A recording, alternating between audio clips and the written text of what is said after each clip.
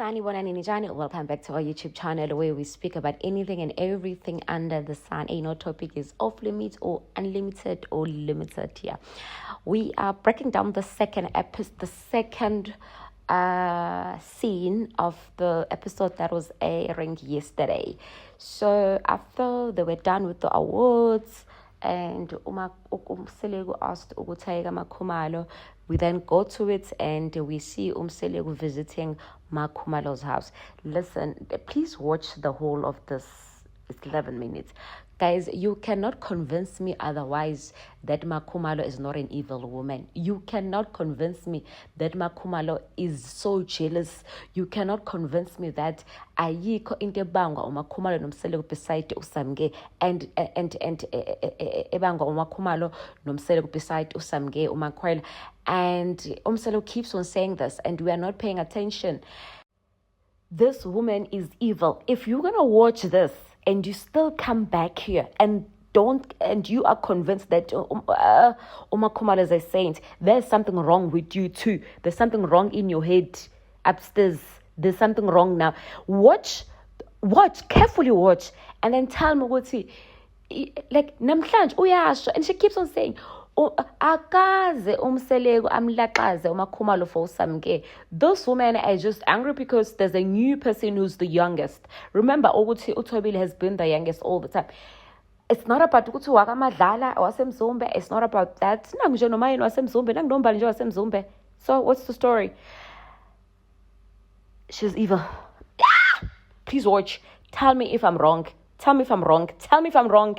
Otherwise now wrong. Hey. Inenyanga ngigcinile ukuzala kaMakhumalo indlu yayingakaguqulwa kwakusanomsebenzi wawufanele wenziwe kodwa yileso sikhathi engasigcina ngaso la ngiyabona ukuthi angisazi ngisakhumbule kahle kodwa khona yayikhona nayibhidlisi okay at least ngisakhumbule yeah. I was expecting ukuthi uMthomeni afike la endlini namhlanje ushilo ukuthi ucela ukuza azokhuluma nami. Awuyikhishi isinomehlo. Siyabonga. Kodwa uyakhumbula ngaleli langa ngikutshela ukuthi kunezinto ongangitshela zona.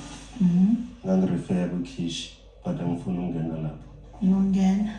Njengoba uthi wena you were saving ukwakha ikhishi. I did tell you. Ngiyazi ukuthi mina ikhishi is sponsored. Sponsored? Yeah. Aibo, sponsored by who? Umthomeni is living in his head. Of late nje uphilela ukumdiscourage uphilela ukumtshela ukuthi whatever engenza icabanga ukuthi worthy, it's actually not worthy. I paid for this kitchen longest and ongalazi labantu ocabanga ukuthi bona it wasn't for this kitchen but you were approached ngangizolakha emzumbe lelo kisha bangapproachele lo uyabona uMakhumalo ukuze singaxabani kufanele angitshele noma into ismall kangakanani ziningi izinto nginjalo mina angiquestion ngalezo zinto. It's fun so when I guess ikhishi sponsorship kuma project engiwenza la endlini ayikho angazi ngayo ukube khona into ake wayizwa bekela ngibuza ukuthi hayibo yazi ngizwe kuthiwa kunento kanje iqiniso kangakanani and lokho kuzokwenzeka kubi. Ngicabanga ukufanele ngitshelwe from the beginning kanjani angithi leyo information so you put this one it was going to be a major change in Zumba so therefore I had to present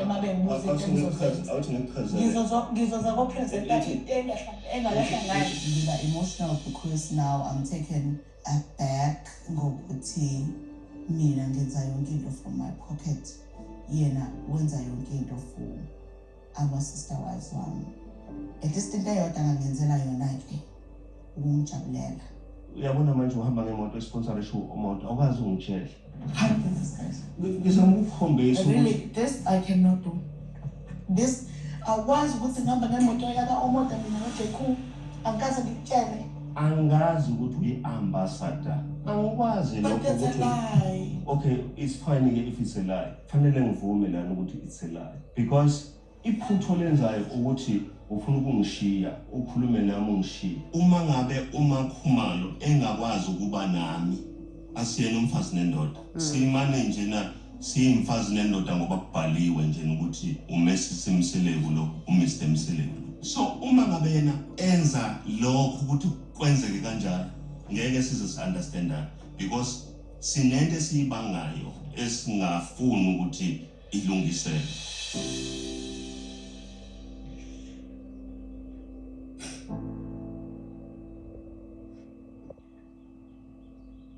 Ngibhlungu kakhulu ukubona uMakhumalo ongunkosikazi wami ekhala. Leyo nto yenza ngingakwazi ukuqhubeka nokukhuluma ngoba angifuni ukwenza sengathi imizwa kaMakhumalo ayisho lutho.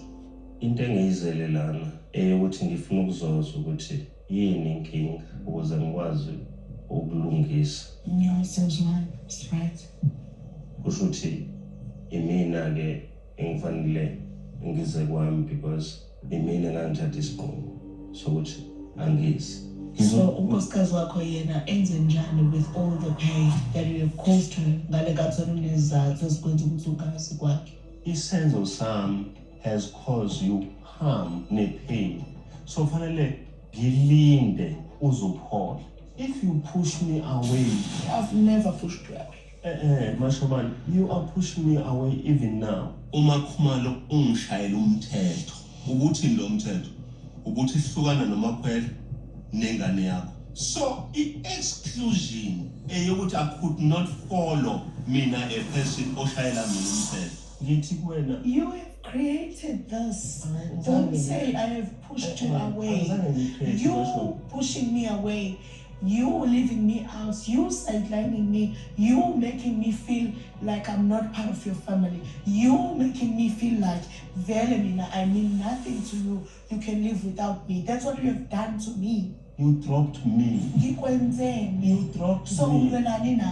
Ulwena number 5 nami. You sideline me because of number 5. No. Ungishiya mina ngaphandle. Uyangilahla, ungilahla number 5 and then come to me and say awazongilahla. Angaze mina ngishuza uMakhwela of uMakhumalo because uMakhumalo ngiyazi ukuthi unkosikazi wale ekhaya. So lento yokuthi mina ngishuza uMakhwela over uMakhumalo it's wrong. Into ephile engqondweni. Kahle uMakhumalo unezathu zakhe angazisho ukuthi uMakhwele ngicabanga ukuthi ungcono ngo1 2 3. Manje leyo nto ufuna ukuyiphushela kumina. No, mina angisoze ngakwenza lokho. Bashana ukwazi ukungilaxaza wena. Bangangilahla bonke abantu wena. Ngilahle ngani? Kanti owabani lo muntu? Owami ulala nami. Uzalela mina. It's a pity because manje kufanele ngikhulume ngomunye umuntu. Angikwazi ukukhuluma ngaye. Khuluma ngaye ngoba uyena uSibeka. Angithi yonke lento eshintshile la ekhaya ishintshwa uyena. Umuntu omkhulu la uyena. So khuluma ngaye. It's fine. I allow you. Angikwazi ukukhuluma ngomunye umuntu as if uyi-priority lo muntu. Ngaba ngimisanga Mashobane ukuqhubeka. So ungafuni ukuqhubeka. He is still continuing ukuba manipulative. Akhomthombe noma isile anything la.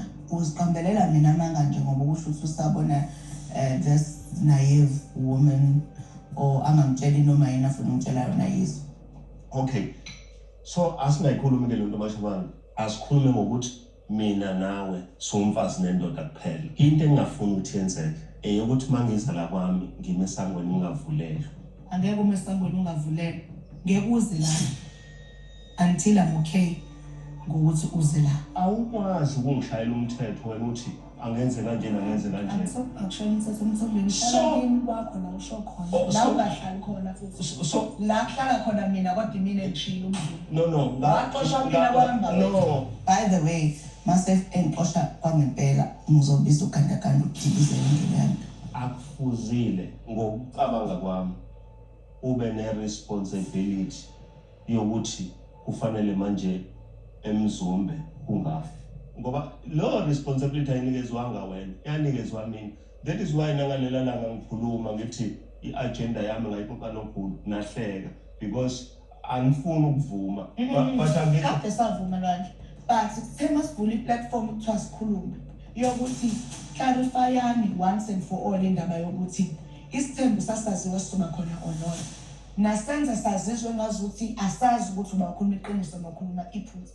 Isizathu sasenza nje kube easy to date you ingoba uyindoda yani yesithembu kodwa kuyoqhoma indoda eshadile. It was a wrong thing if kukuthi kanti wawukade ungeyona a-polygamous man by origin. Mangase ngithathe into eshoyo yini. So yayiphi iqiniso? Ile yami.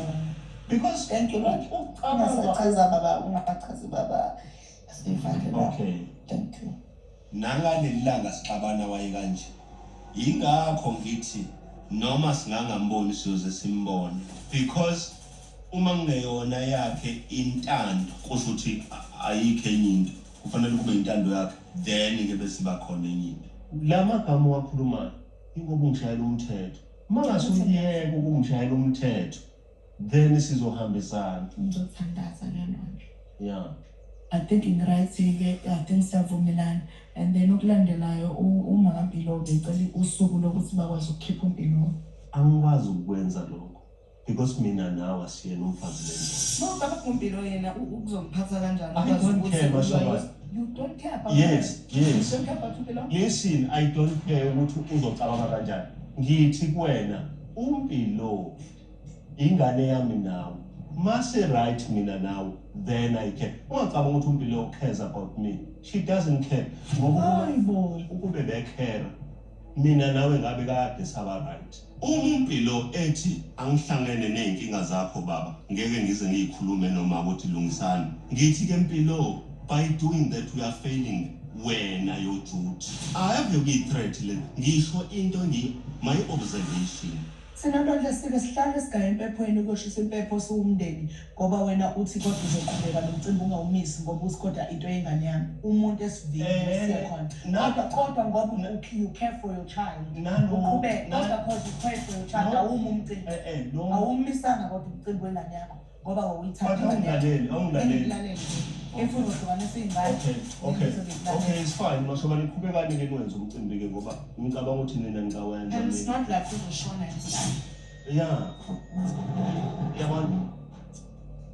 That is disrespect. Ngoba addressing an issue bese unkosikazi wami athi walk away. Bese mina fanele ngiqhubeke ngikhulume ngenze ngathi akwenzekanga lutho.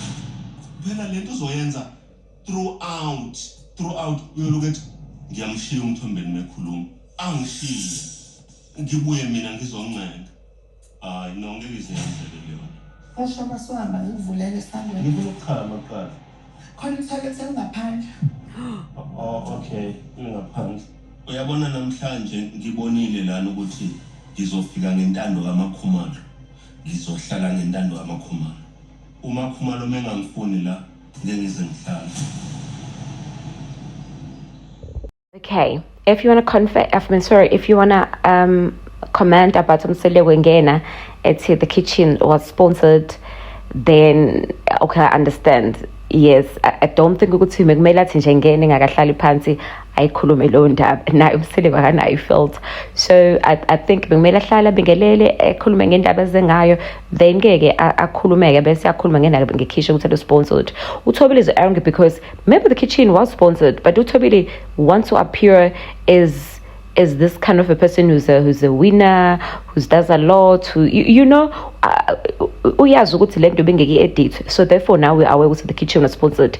Lama bank details abavezayo manje that thing you can edit uhambe kuma Nigerian ma Pakistan, not even Nigerian Pakistan, go on your laptop and we edit ama bank statement and tara you have it. So uchaza ukuthi nalela kitchen labezo 200,000 nah, and that house at the back looks terrible. I'm sorry, but anyway, thank you for watching. Make sure you subscribe and you watch the adverts, you rubbish.